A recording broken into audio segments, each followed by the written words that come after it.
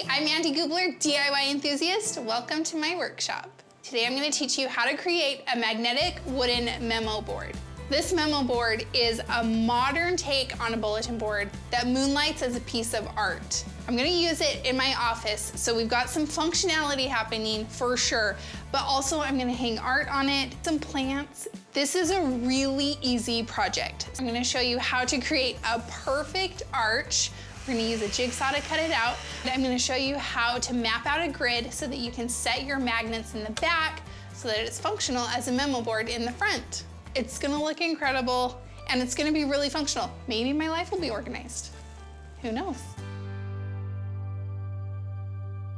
Let's get into this project. So we are making an arched magnetic memo board out of this sheet of plywood. So this is 3/4 inch oak plywood. I love the heavy grain in oak. I think it is so beautiful. Now I have this cut down to size. You can have it cut at your local hardware store.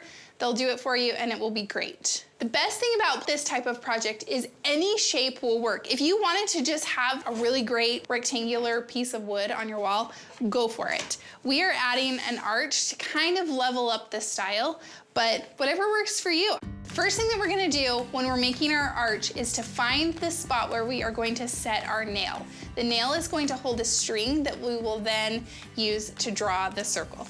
So the first thing that I'm going to do is measure and mark halfway on the width of my board. This is 24 inches, so I marked it at 12. And then I want to measure down at least that same 12 inches, maybe add a little bit just so that there's not any stress when we're making our cut. All right, so I'm gonna go down 14.5 inches. So this X right here is where we are going to set our nail. You can use any nail that you have. Just make sure it has a little bit larger head on it, because as we're pulling our string, we don't want it to slip off the top of our nail.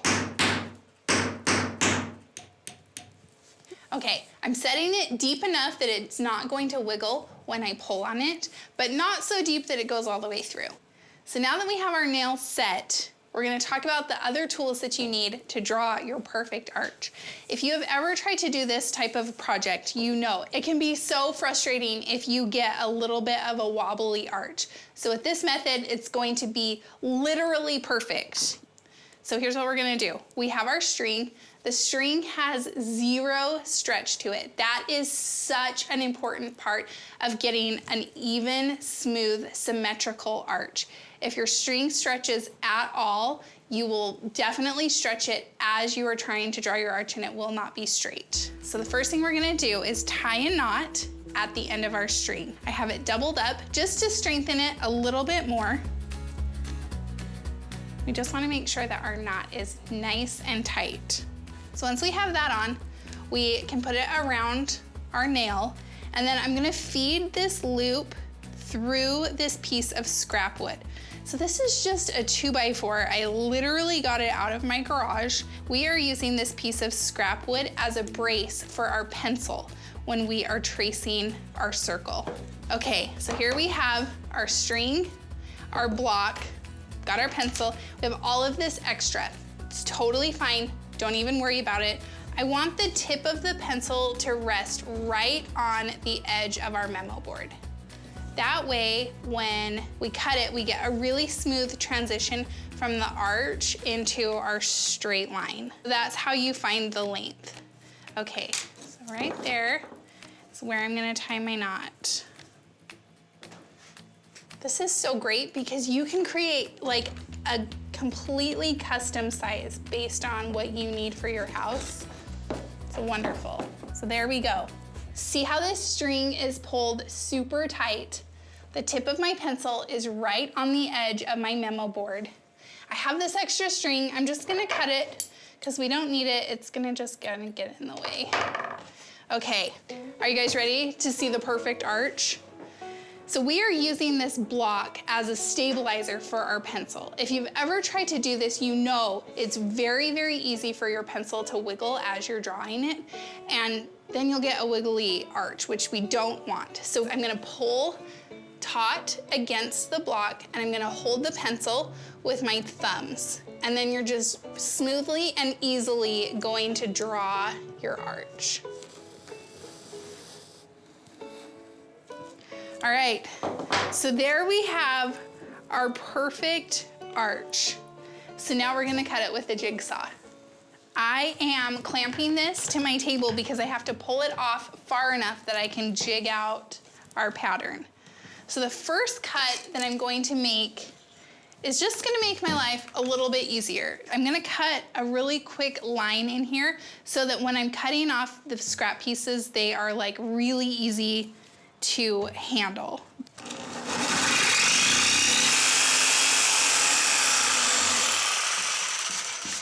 It can be really tempting when you're doing this to want to start and feather into your arch, but from experience, let me tell you, jump ahead a little bit. It's less of a hard turn, and even with our best efforts, feathering in can be really complicated.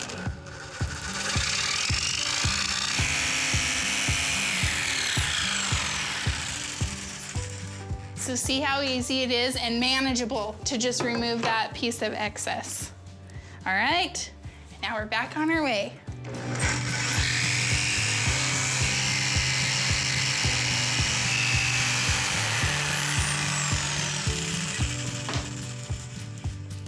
Oh, it's looking good. All right, so now I'm gonna come back and I'm gonna finish it off on this side.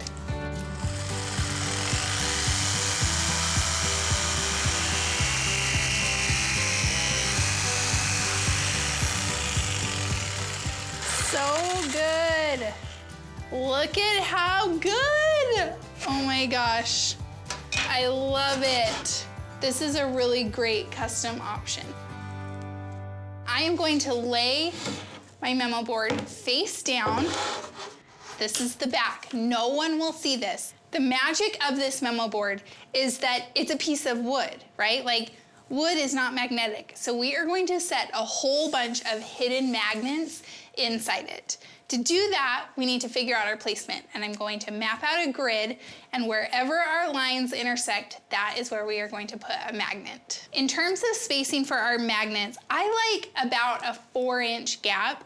I laid it out initially with only a 2-inch gap, and I was gonna use like 180,000 magnets. So if you wanna use that much, by all means, go ahead, but 4 inches is our magic number. Our board is 24 inches wide, so I'm just gonna mark every 4 inches right there. And then that hits perfect. Now here's the thing when you are working with an arch, it can be really hard to mark exactly where things are because like, what do? Go like this and just like hope and pray that you don't shift your measuring tape? We are basically going to ignore this entire top portion of our board and we are working within this square. So we'll come back and fill this part in after I have this mapped out because then we will have some guides to follow. So I am now using my long level to connect the marks that I made and watch what happens with the arch. Ta-da! Just continues right on its merry way.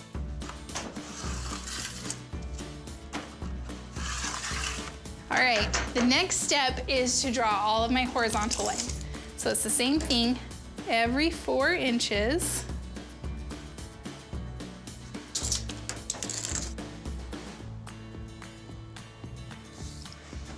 We have all of our horizontal marks in, and now I am just going to connect them to make our grid. So we have our arch that we need to fill in with our horizontal marks. So I'm just gonna use my tape measure, and I'm gonna measure on this guy, 4 inches, 4 inches, 8 inches.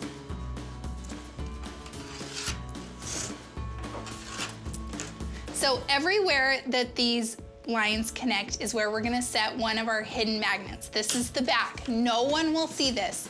The front is gonna look just like a totally normal, perfect piece of beautiful wood. And then it's magnetic. Guys, we're all magicians here.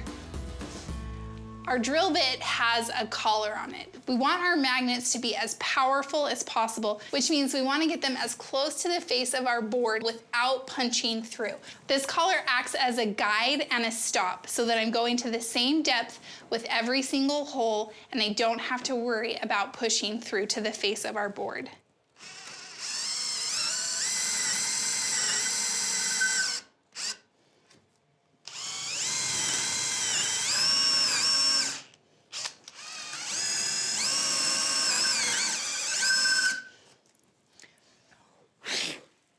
All of our magnets are gonna nest in these holes.